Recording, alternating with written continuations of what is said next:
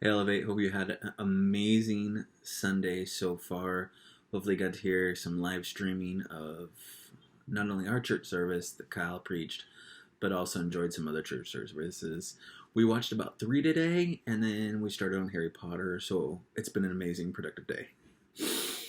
But I wanted to talk to you guys a little bit today about one of my favorite passages in the Bible. And it's impacted me, and I think it'll help you guys out too. So Matthew 16, verses 13 through 20 is where we're going to be.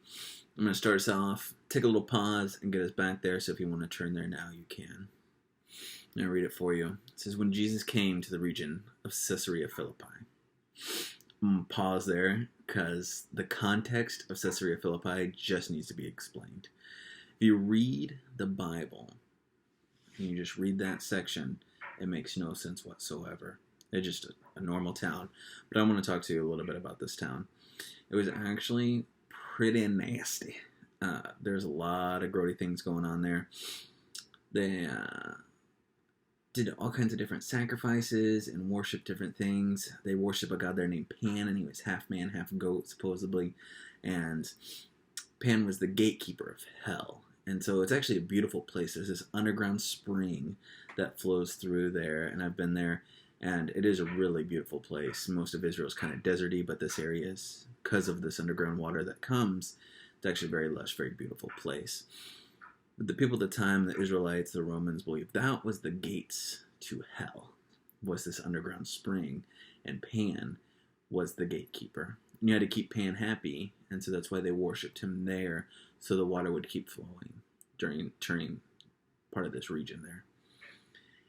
And like I said, there's just some grody stuff going on, and all these different things are going. So when Jesus is walking his disciples up there, they got to be thinking, where are we going? You see, no, this is not even a place to go to evangelize. This is a place that's a little too far gone. You don't go there for any other reason except if you're up to no good.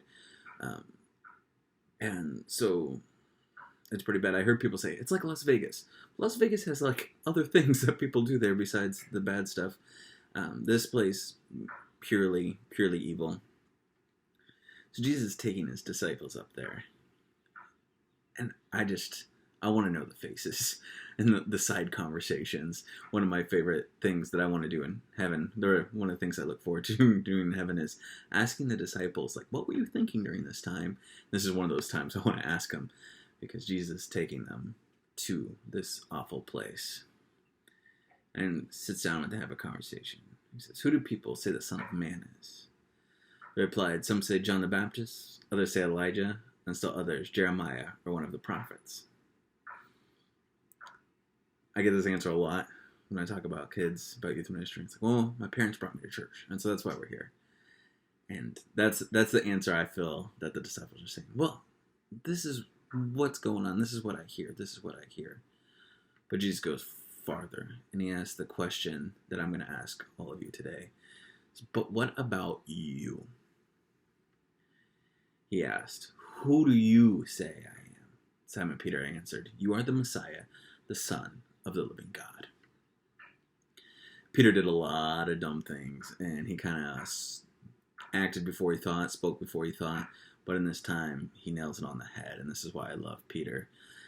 But who do you say I am? Peter responds, you are the Messiah. You are my true king. You are the person I'm going to follow. Verse 17, Jesus replied, blessed are you, Simon, son of Jonah, for this was not revealed to you by flesh and blood, but by my Father in heaven. I tell you that you are Peter, and on this rock I will build my church, and the gates of Hades will not overcome it. I will give you the keys of the kingdom of heaven. Whatever you bind on earth will be bound in heaven, and whatever you loose on earth will be loosed in heaven. Then he ordered his disciples not to tell anybody that he was the Messiah. I gotta say, youth ministry and life and everything,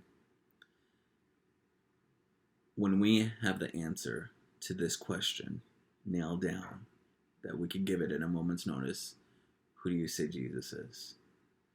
When we have that question answered, you are the Messiah, the Son of God, then Jesus uses you.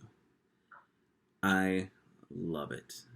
Jesus just says, hey, you were this guy, this fisherman that did all these crazy things and all these goofy things, and you just kind of a weirdo, but you know who I am. So with you, I'm going to build my church. You are going to be the rock, that very rock that the church is built on.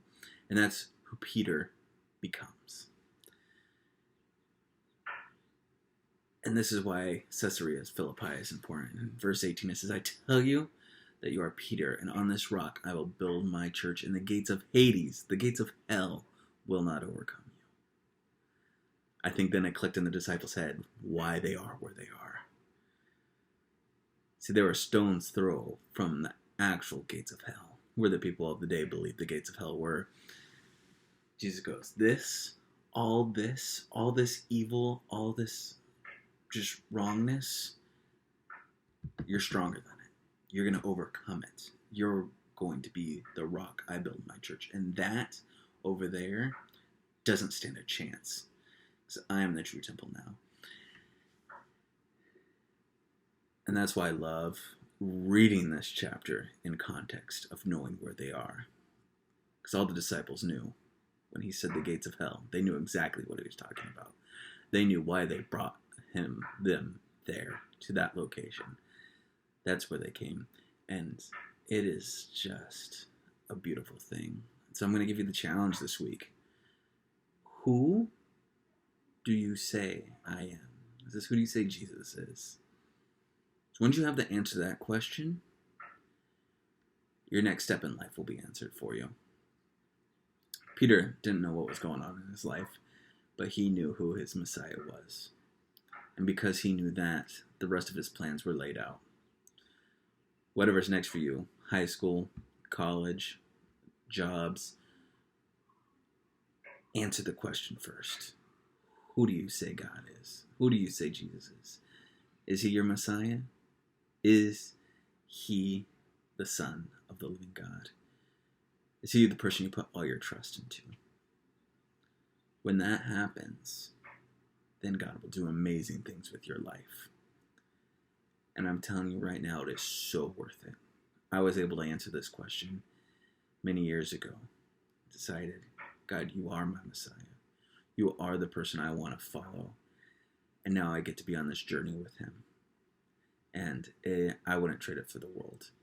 It is an amazing time. It is amazing opportunities that I've been given. And I absolutely love it.